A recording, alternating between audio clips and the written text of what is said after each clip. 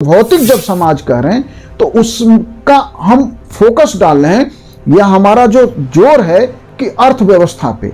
भौतिक समाज का जो निर्धारक तत्व होता है वो अर्थव्यवस्था होती है।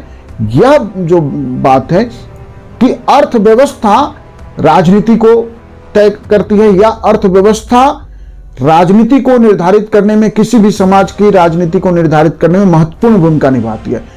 अर्थव्यवस्था से ही धर्म के मूल्य और धर्म की धारा भी विकसित होती है, पल्लवित होती है, पुष्पित होती है।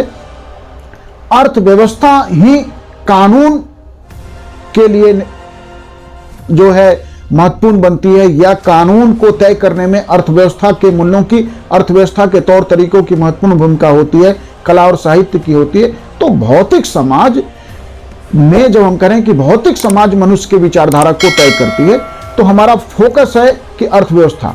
मेरा मानना है कि केवल अर्थव्यवस्था जो है वह मनुष्य के विचारों को तय नहीं करती, बल्कि मनुष्य के विचार को उस समाज की अर्थव्यवस्था निश्चित रूप से महत्वपूर्ण होती है।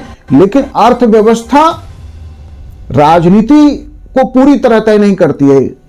कई बार जो है देश की राजनीति अर्थव्यवस्था को दिशा देती है। जैसे हम भारत के संदर्भ में बात करें तो भारतीय समाज की अर्थव्यवस्था बिफोर 1990 हमारी अर्थव्यवस्था में गवर्नमेंट सेक्टर, पब्लिक सेक्टर सबसे महत्वपूर्ण था। और आज हमारी अर्थव्यवस्था में एलपीजी की हम बात करते हैं, लिबराइजेशन, प्राइवेटाइजेशन, ग्लोबलाइजेशन। तो अर्थव्यवस्था का सरकारीकरण, अर्थव्यवस्था के निजीकरण के बीच का जो फर्क है, क्या वो फर्क किसने डाला? देश की राजनीति ने।